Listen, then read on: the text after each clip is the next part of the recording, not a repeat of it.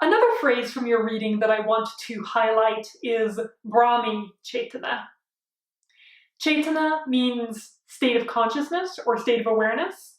So Brahmi Chaitana means unity consciousness, unity awareness, and is the state that I was referring to earlier when I talked about naturally and spontaneously perceiving everything that exists as the expression of Brahman, as the expression of eternal bliss consciousness. That's the state of unity consciousness. And of course, you're still aware of the differences between objects. You're not going to confuse a picture frame with a spoon or anything like that. But you're primarily aware of the unity underlying all things.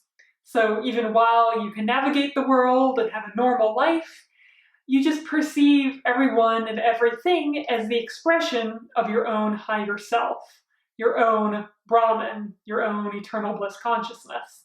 That's that state of Brahmi Chaitana. According to the Vedic tradition, life is profoundly purposeful. It's not random or accidental. And the purpose of life is to cultivate higher states of consciousness. It's to cultivate the state of Turiya Chaitana, and further down the road, the state of Brahmi Chaitana. And in these states, we enjoy and appreciate life for all that it has to offer.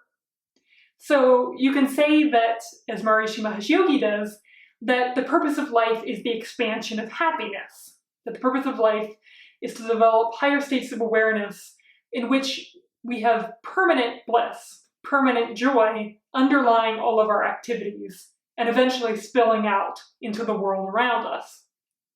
And because life is purposeful, our actions matter, in the sense that some actions will promote this purpose and others will inhibit it. So if the purpose is evolution towards higher states of awareness, then some actions are going to promote that, some actions are going to inhibit that. And we're not just talking about in terms of our own benefit, but also the benefit of those around us. We want to act in a way that is evolutionary for ourselves, and that also helps people around us reach those higher states in addition. Indeed, according to the Vedic tradition, everything is interrelated. So if I say something harsh to someone, that effect reverberates throughout the entire environment, and ultimately throughout the entire universe. So I want to make sure to put out energy and actions that will have positive impact on others, on the environment, and that will ultimately lead to better outcomes for myself and for those around me. So again, this idea that life is purposeful dovetails very well with the idea that our actions matter, that we want to choose virtuous action, we want to choose action that will promote the happiness and well-being of all. Let's talk a little bit about desire. There's a misconception that in the Vedic tradition, desire is a bad thing. That's not quite accurate. The key is whether our desires are evolutionary or not. So whether they promote spiritual growth or whether they have the opposite effect. If our desires are positive, then they're just going to lead us towards greater happiness and ultimately to the cultivation of higher states of awareness. And so those are very beneficial to life. Obviously, if our desires are leading us down the dark path, then they're problematic. Another issue in relation to desire is that we may not have the ability to fulfill our desires as well as we want to. We may not have that capacity, and this may lead to frustration and suffering. But in the Vedic tradition, the cultivation of higher states of awareness addresses both of these issues. First of all, it provides a permanent basis of bliss. So again, when we become permanently established in that state of pure consciousness, that state of eternal bliss consciousness, then we have a level of happiness that doesn't waver. Yes, we can have surface level emotions still that could be positive or negative, But underlying all of those is this continuum of bliss, this continuum of contentment and enjoyment.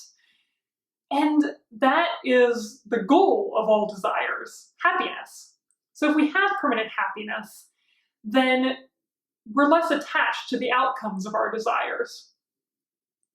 It's a little bit like, you can use the analogy, if we have sugar on our tongue, then we don't really crave sweetness at that point. We've already got plenty of sweetness there already.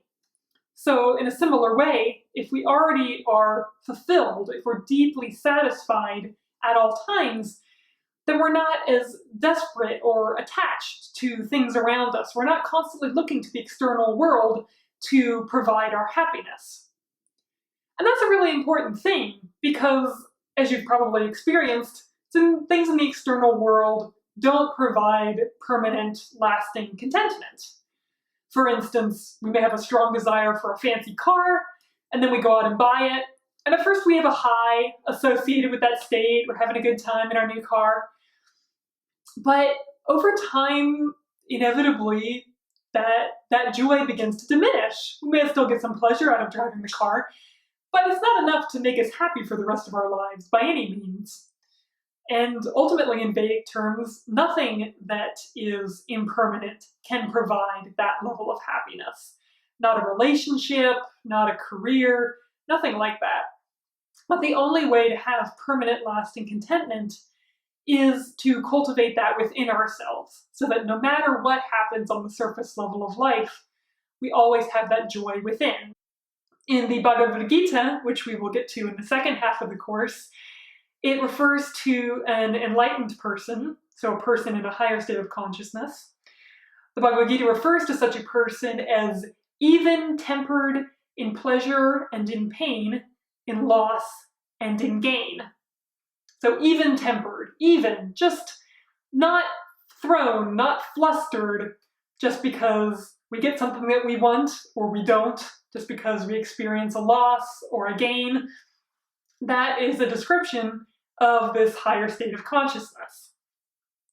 And again, I want to emphasize that these states of consciousness are something very innocent and natural that is cultivated through meditation and other spiritual practices. So they're not a matter of trying to maintain a mood of equanimity. In fact, that's considered by Maharishi Mahesh Yogi and other teachers to be quite harmful. That we don't want to create some artificial mood and try to carry that forth into our activities. Rather, we want to cultivate through purifying body and mind, through meditation. We want to cultivate a lasting state of awareness that we have no control over. It's just there. It just is. It's just a simple state of being. But getting back to the concept of desire, if we're established in this permanent state of bliss that is associated with higher states of consciousness, then we've fulfilled the purpose of all desires. All desires aim at greater happiness. So we've already checked off that box. We have the greater happiness.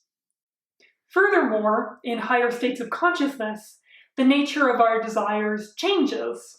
And so we spontaneously begin to desire things that are beneficial for us and for others, and not to desire the things that are detrimental.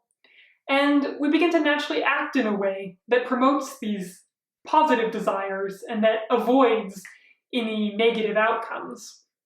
It's just a matter of being more in tune with the evolutionary flow of nature, that flow of nature that comes from our own selves, our own fundamental pure consciousness. Let's talk about another principle from the readings, the concept of Maya. Maya means illusion, and it's often been interpreted to imply that the world is an illusion. The world is completely unreal and has no basis in reality. But certain modern scholars think that's a misinterpretation of Maya, and that actually the illusion is that the world is separate from Brahman. So, according to the Vedic tradition, it would be inaccurate to think that the physical world that we live in exists in its own right, as in independent of anything else, that it just has an absolute status all of its own. That is a mistake, according to the Vedic tradition. That's an illusion, that's ignorance. However, if we see the world, this world of diversity, as based in unity, if we see Brahman as the basis of the world, and everything that exists in the world as simply the expressions of Brahman, then there's no illusion. Then that's an accurate perception of reality. In fact, the highest state of consciousness, according to certain schools of thought.